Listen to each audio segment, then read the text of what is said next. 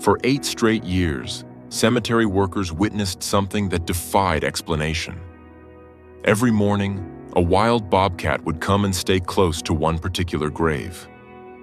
He settled there, perfectly still, keeping vigil for hours, regardless of the swirling snow or biting cold. The bobcat wasn't just visiting. Locals had seen him bringing gifts, a pine branch, a river stone, or a feather, and placed them carefully on the particular grave. This was Toldo, and his devotion would challenge everything scientists thought they knew about wild creatures. Was it loyalty, memory, or something far deeper? Something that defied what we believe animals can feel. Before we start, hit the like button and make sure to subscribe if you haven't, and hit that notification bell so that you won't miss any new stories. The morning mist clung to the mountainsides of Whitefish, Montana, like a veil draped over sleeping giants. In the valley below, where the town nestled between ridges of pine and spruce, 73-year-old Renzo Morrison wrapped his weathered hands around a steaming mug of coffee. The ceramic warmed his arthritic fingers as he gazed through the kitchen window at the forest edge, where shadows still pooled beneath the towering evergreens. Renzo had lived alone in his cabin for 5 years now, ever since Martha had passed. The solitude suited him well enough. He had his woodworking, his garden, and the endless conversation of the wilderness. But on this particular October morning, something would change the trajectory of his remaining years in ways he could never have imagined. The first sign of trouble came as a faint mewling sound, barely audible over the morning bird song. Renzo set down his coffee and stepped onto the porch, his boots creaking against the worn planks. The sound came again, weaker this time, from somewhere near the woodpile he'd been splitting the day before.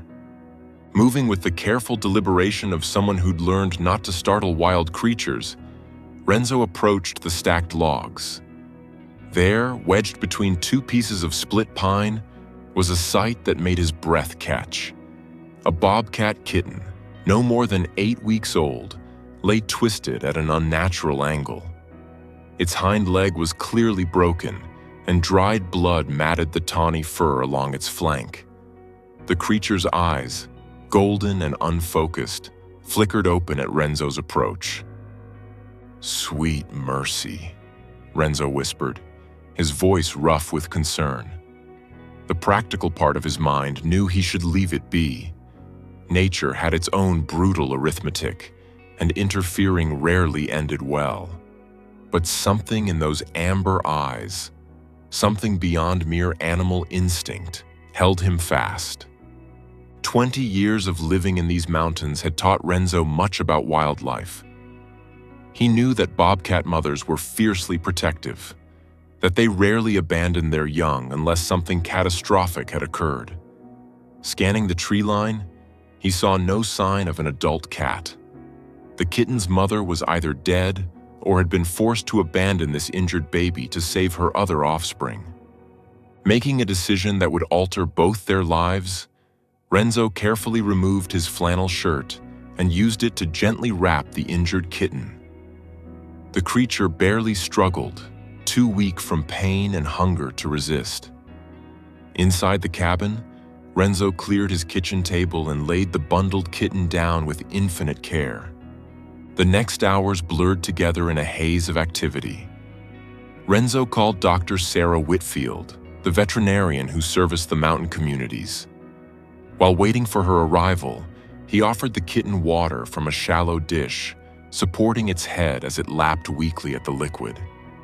The trust in those golden eyes was absolute, as if the wild creature somehow understood that this human meant salvation, not harm. Dr. Whitfield arrived in her mud-splattered pickup just after noon.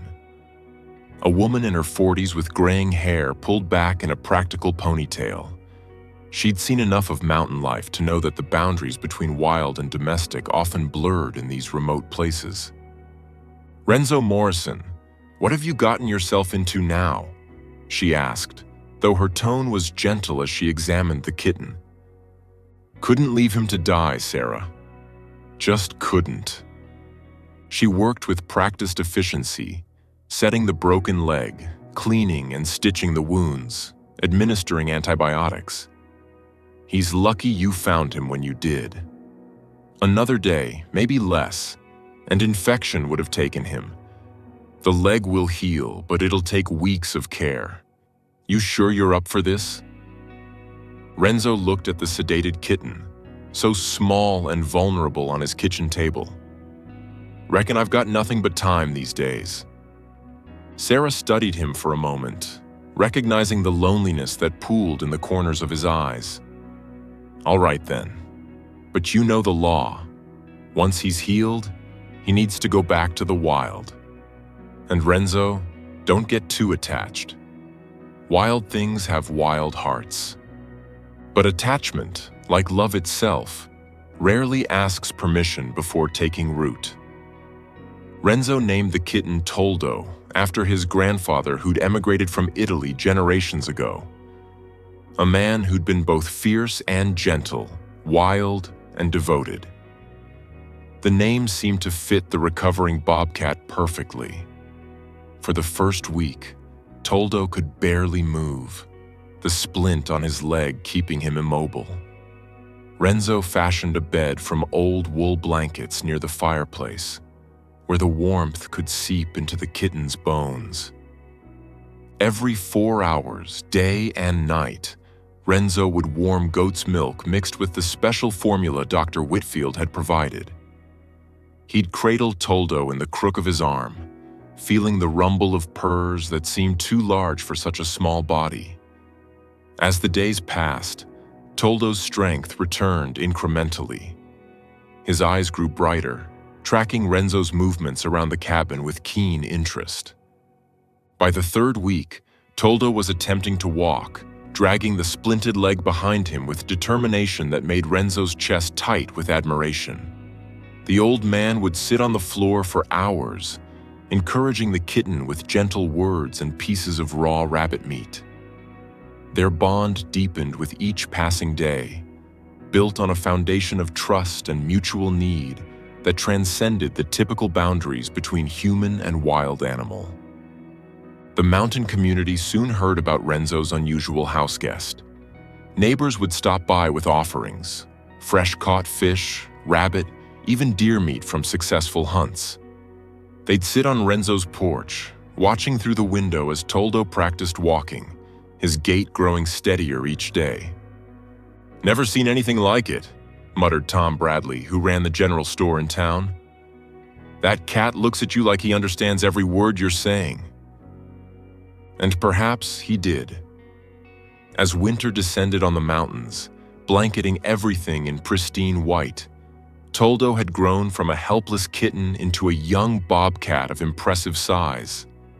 The splint had long since been removed, and though he walked with a barely perceptible limp, he was otherwise fully recovered.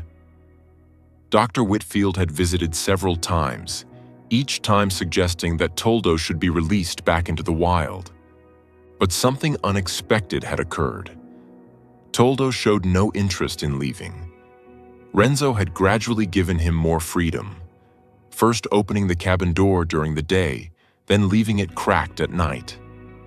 The bobcat would venture out, sometimes disappearing for hours, but he always returned. He'd slip back through the door with the silent grace of his species, often carrying a gift, a mouse, a bird, once even a small rabbit, which he'd lay at Renzo's feet with what could only be described as pride. The first time Toldo accompanied Renzo on his morning walk, the old man had been splitting kindling when he sensed a presence.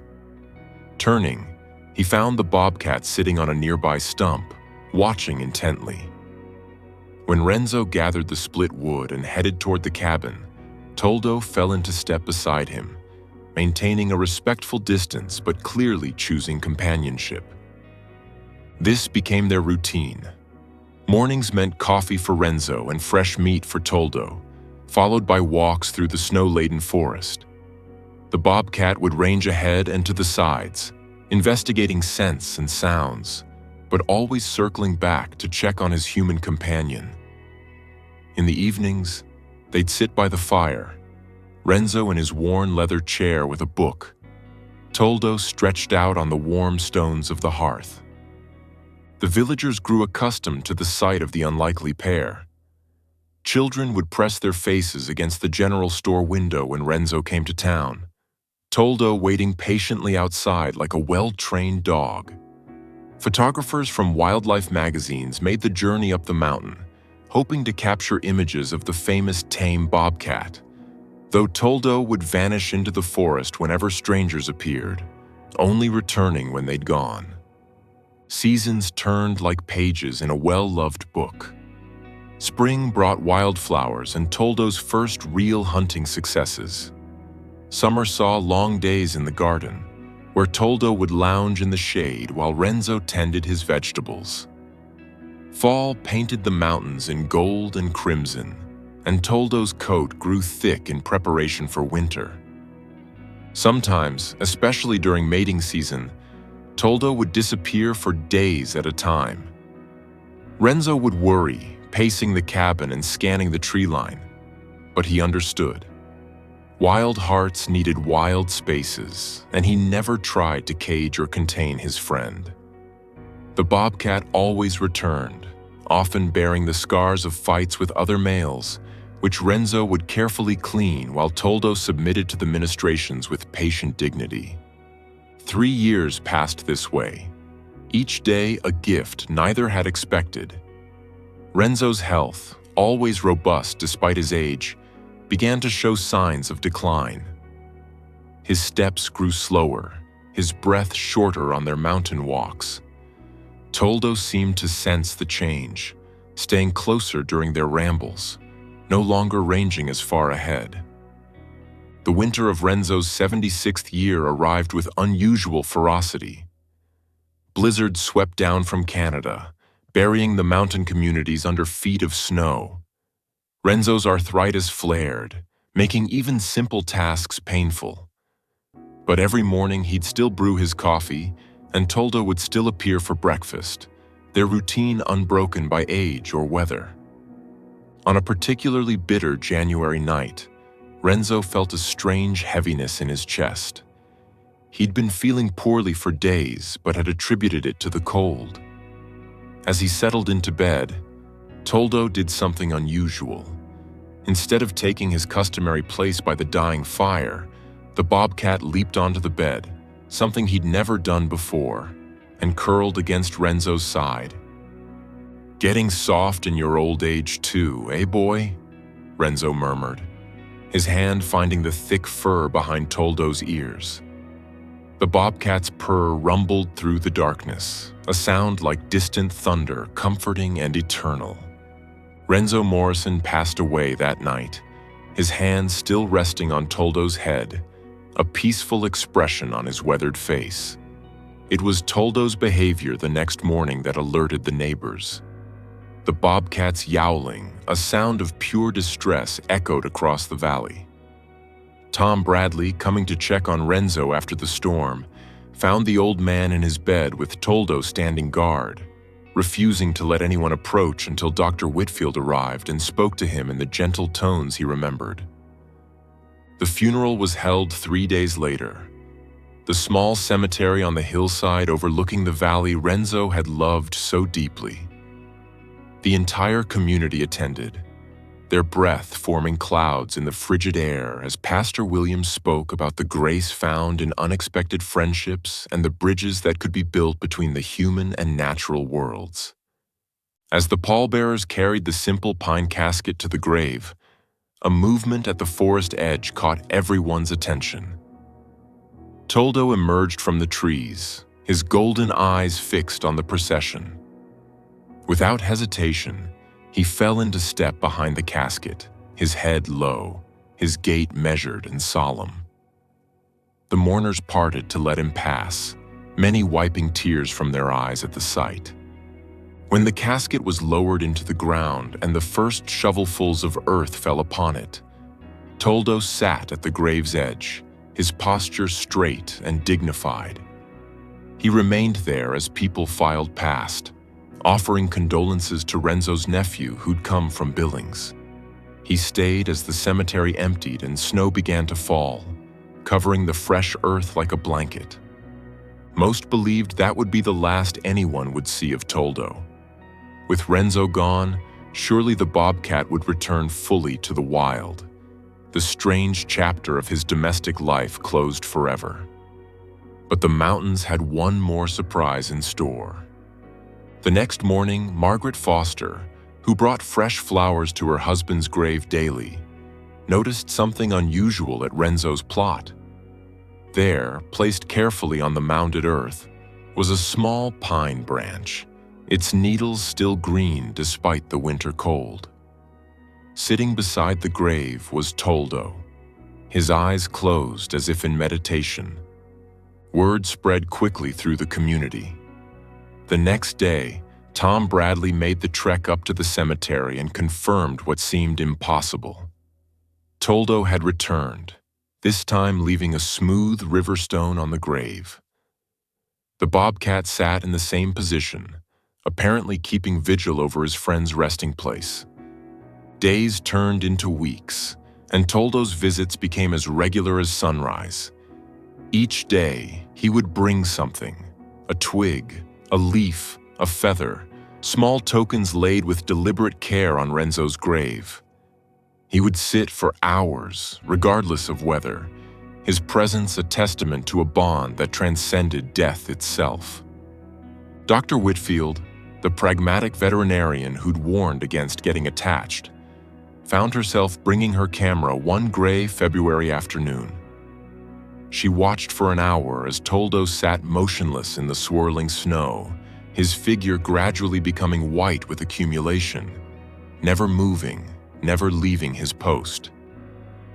"I've studied animals my entire life," she told the gathering at the general store that evening, her voice thick with emotion. "We like to think we understand them, that we can categorize their behaviors and predict their responses. But what I've witnessed, it's humbling. That Bobcat is grieving in a way that's both utterly animal and remarkably human." Spring arrived late that year, but when it did, it brought an unexpected development. A young woman named Rebecca Turner had moved to Whitefish to escape the chaos of city life. An artist and wildlife photographer, she'd heard the story of Toldo and made daily trips to the cemetery, maintaining a respectful distance while documenting the Bobcat's vigil. One morning in April, she arrived to find Toldo in distress. The Bobcat was limping badly, his old injury apparently aggravated, and a fresh gash ran along his shoulder, evidence of a territorial dispute with another male. Rebecca watched as Toldo struggled to climb the hill to Renzo's grave, his determination evident despite his pain. Making a decision that would have made Renzo proud, Rebecca slowly approached the injured Bobcat. "Hey, Toldo," she said softly, using the name she'd heard the townspeople use. "You need help, big guy." To her amazement, Toldo allowed her to approach. When she extended her hand, he sniffed it carefully, then pressed his head against her palm, a gesture of trust that brought tears to her eyes.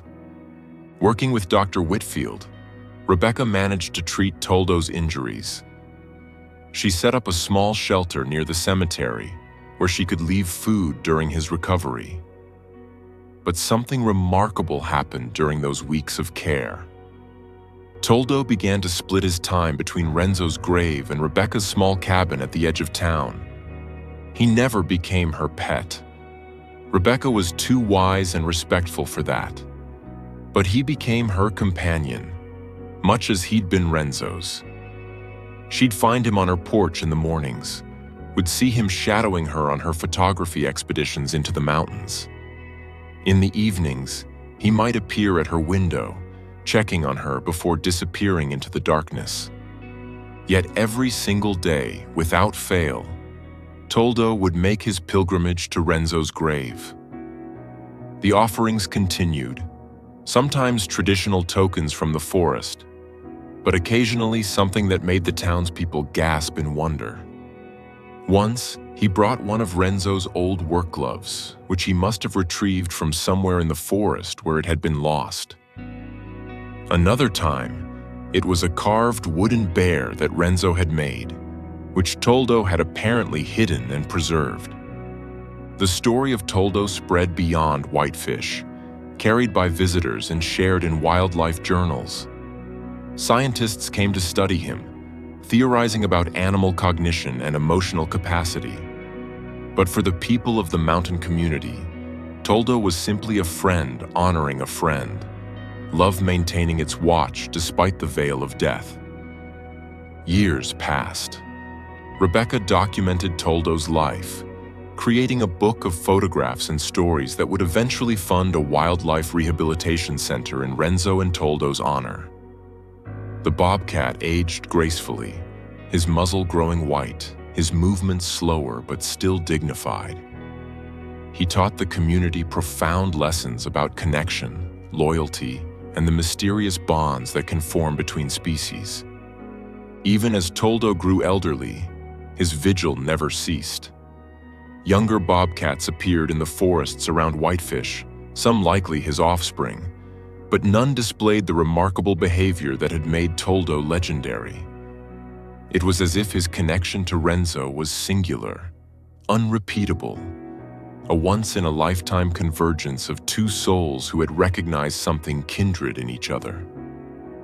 On a quiet September morning, 8 years after Renzo's passing, Rebecca found Toldo at the grave for the last time.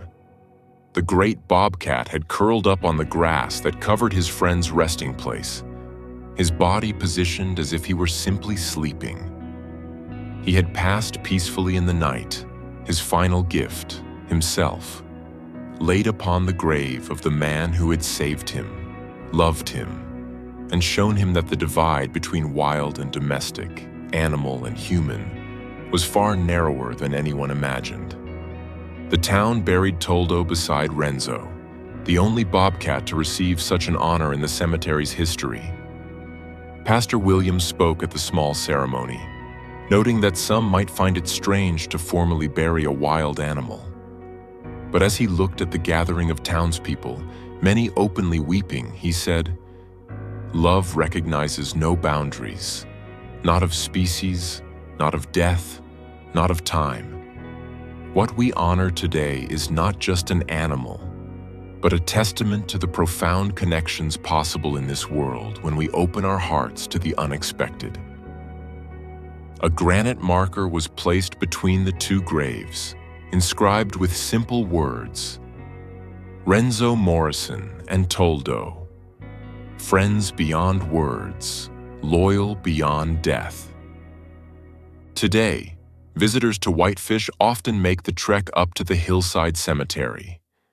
They come seeking the graves of the man and the bobcat whose story reminds us that love takes many forms, that loyalty transcends species, and that sometimes the wildest hearts are capable of the deepest devotion.